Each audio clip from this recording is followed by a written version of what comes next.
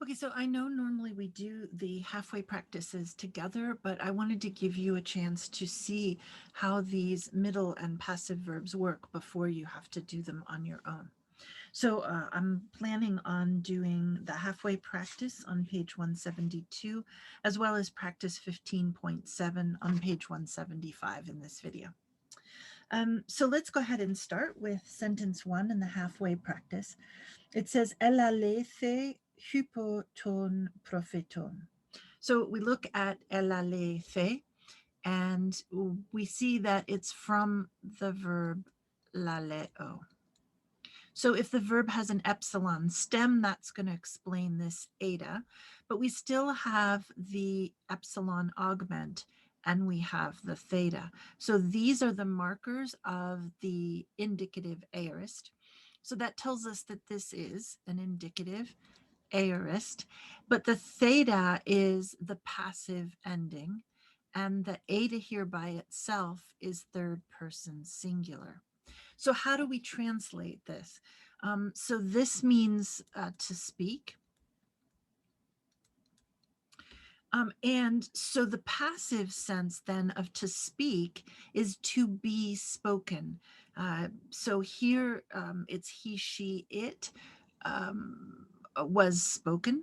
And so we're going to say it was spoken. That makes the most sense. And then we have this hypoton propheton. The hypo is the preposition that tells us who is actually doing the action, and we translate it in English as by.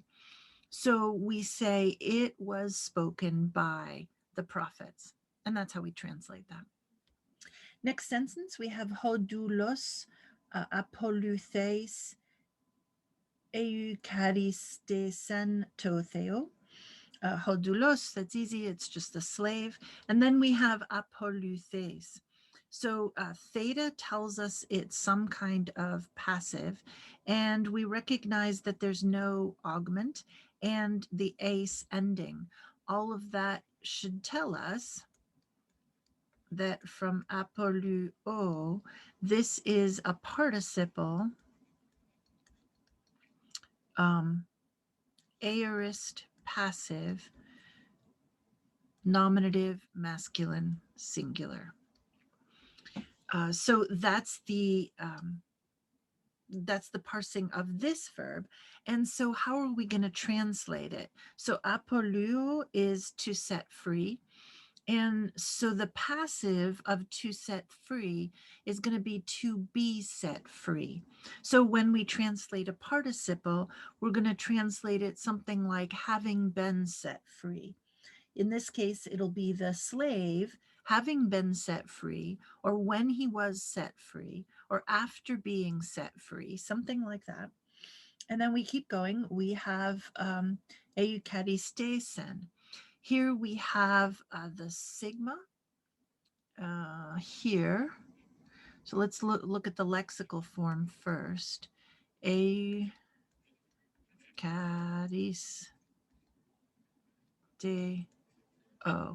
So the epsilon turns to eta.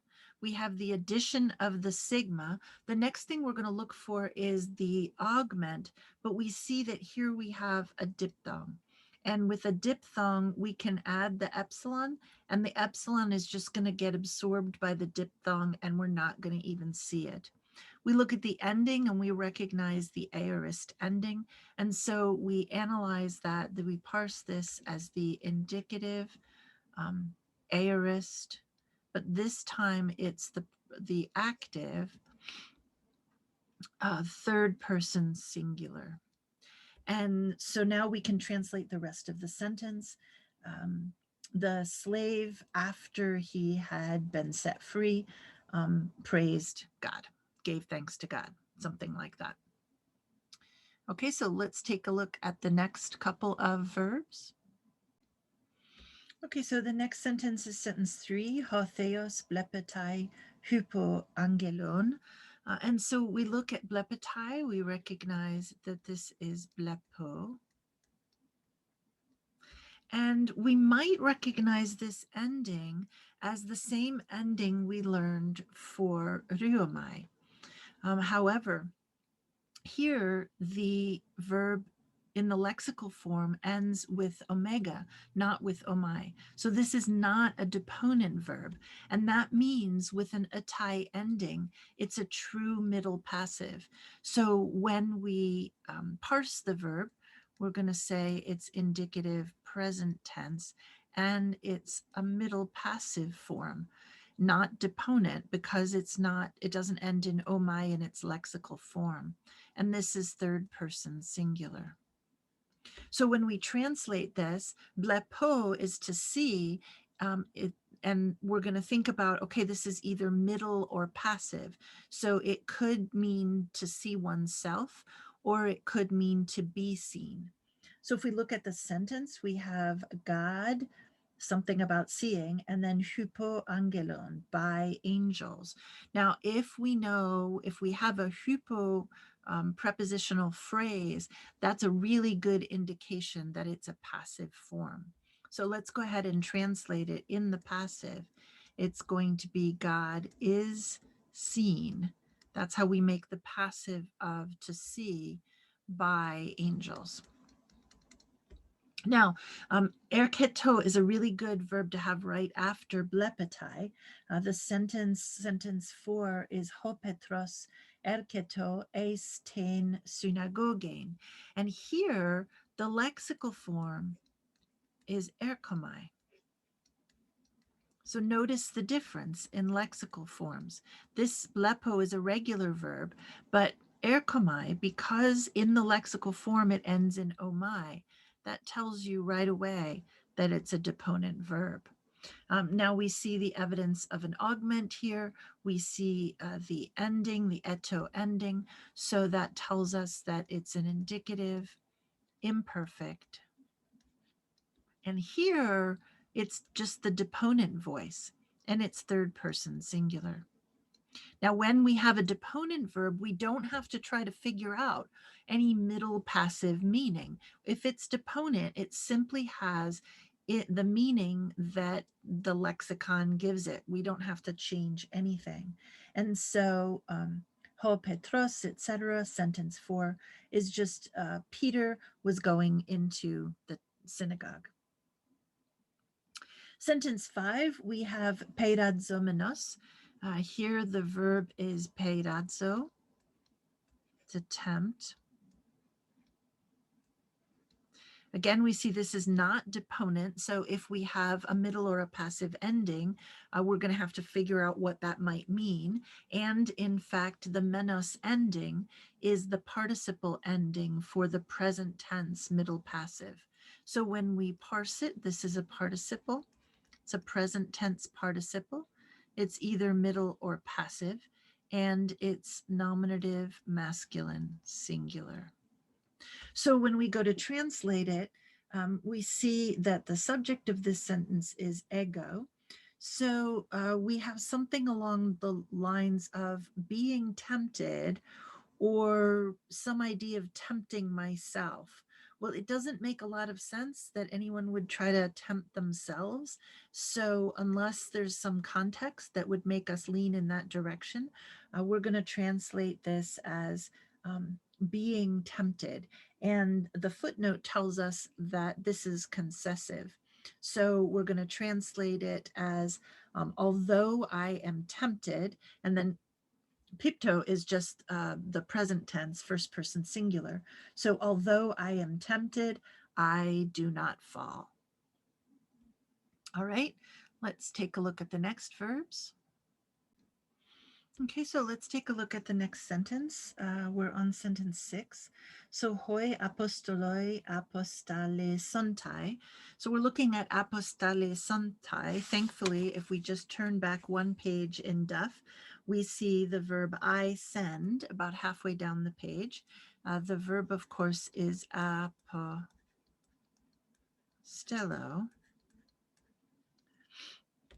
But we see that the aorist passive is apestalein. Now, comparing apestalein with apostalesantai, we see that this form is missing the epsilon augment. It does, however, have the sigma and the ontai ending. All of that together, the missing epsilon as well as the sigma, tells us that this is the indicative future passive third person plural. Apostello is to send. And so when we have the passive, we're going to translate it as to be sent. And so the translation of the whole sentence will be the apostles will be sent. So that's future, but also the passive sense. The next sentence, sentence 7, is blepsantes ta ponera prachthenta efugon. We have blepsantes. We hopefully recognize that the verb is blepo, and this means to see, and we recognize here the evidence of a sigma having been added. Now the sigma has been added and there's no epsilon, so we know that this is not the indicative mood, and the ending tells us that this is an aorist participle.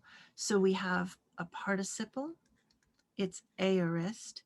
This is the regular active ending, and it's nominative masculine plural.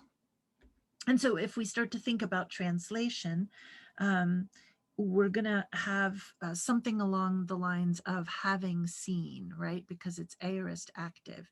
So having seen, and then in fact, we have the adjective ponera, evil, but it's in the neuter plural and it has an article in front of it. So we're going to translate that the evil things. Then we have prachthenta. Now again, if we turn back a page, we see that in the middle of page 70, when we have two sigmas with a theta, oh, that was terrible, something like that, that's going to become a key theta.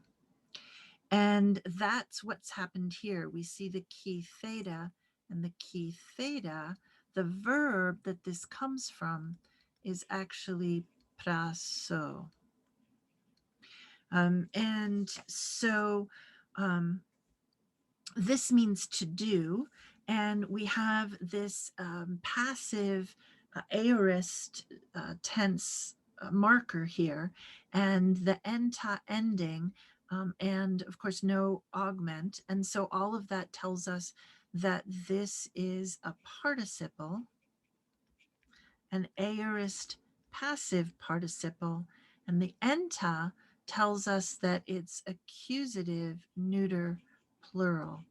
Now this accusative neuter plural right next to the ta ponera, another accusative neuter plural, tells us that this participle is functioning like an attributive adjective. This means to do, and in the passive, it's being done, to be done. But if we have the aorist participle, it's going to be something along the lines of the evil things having been done, the evil things which were done, something like that.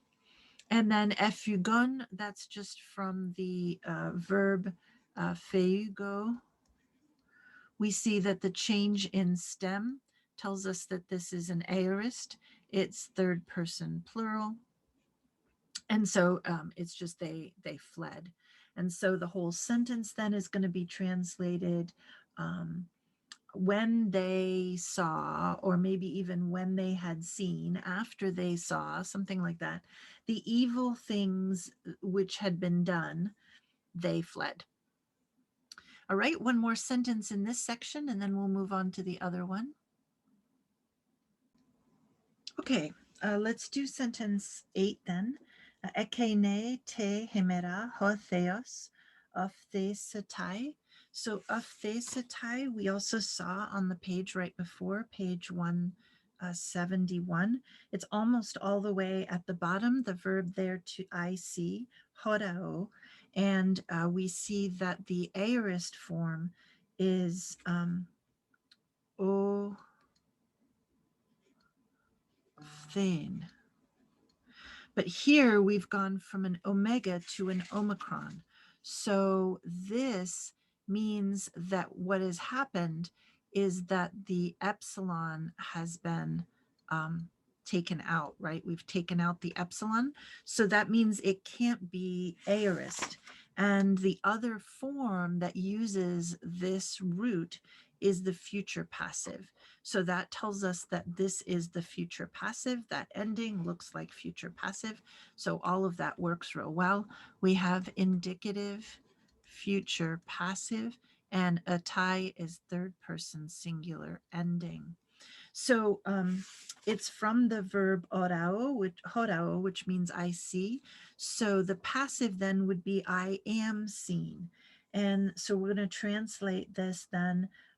God will be seen, sorry, because it's future. God will be seen. And then we have this dative form, which we have a time word. So we might suspect that this is a reference to time. And when time is referred to in the dative, we know it's the time on which, the time at which.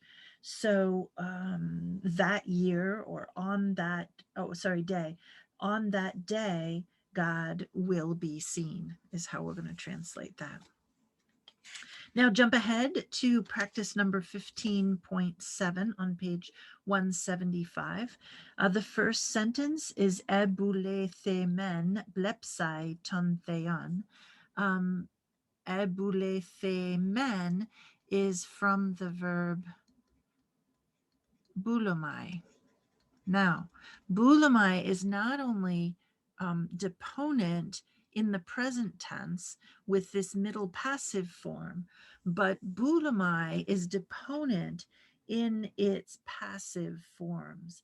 And so if we look back on the bottom of page 174, we see this eboulethe form, eboulethe men in this case, but eboulethen in the table is the aorist passive form of boulomai, but it's deponent in this form. And so it means I wish in this middle passive form. And it also simply means I wish in this passive form. And so it's translated, so we parse it as an indicative aorist deponent first person plural.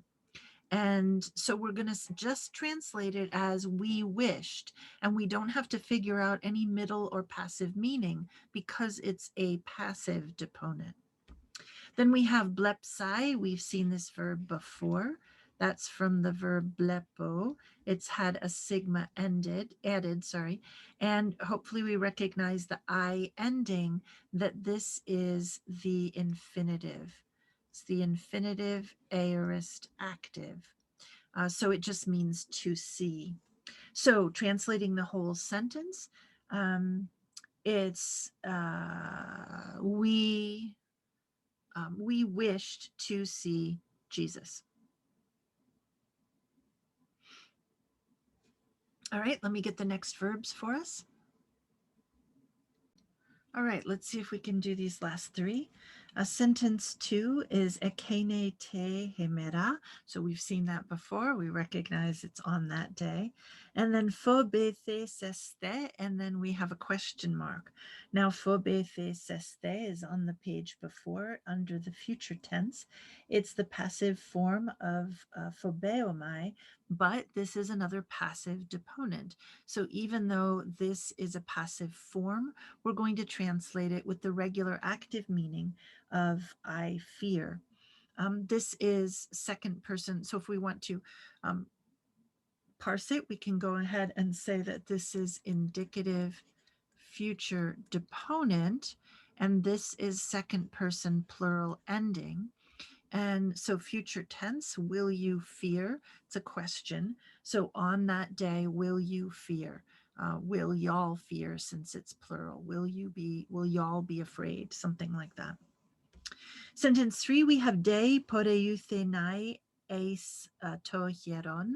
So if we look again at our list, we have in the future, let's see, Poreu Fenai.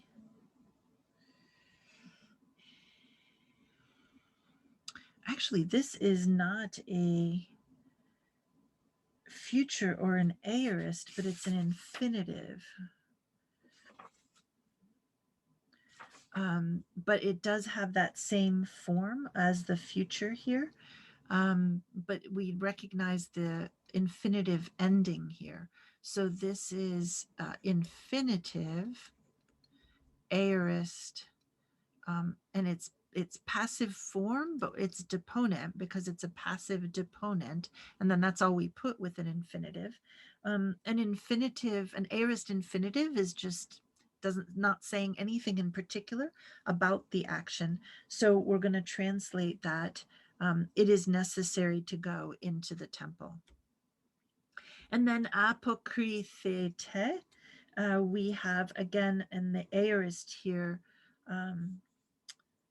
In the future, apokry neo mai, but here we have apokry thete.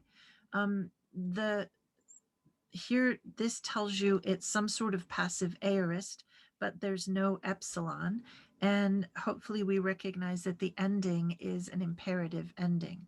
So the mood is imperative, the tense is aorist. It is a passive ending, but this is a passive deponent, so we're going to put deponent here, and this is second person plural. So rather than trying to translate this as some sort of being answered, which is what the passive would require, because this is a deponent, it simply takes the regular meaning of the active form. And so we're going to translate this as answer nothing. Duff also suggests give no answer or say nothing in reply, but very simply, it's just answer nothing, although we do recognize that the person is speaking to a group, not just to one person. So hopefully this helped you to see how to work through each of these examples. If you have any questions, send me a WhatsApp, an email, or put it on Moodle, and we will work through the exercises together. Take care.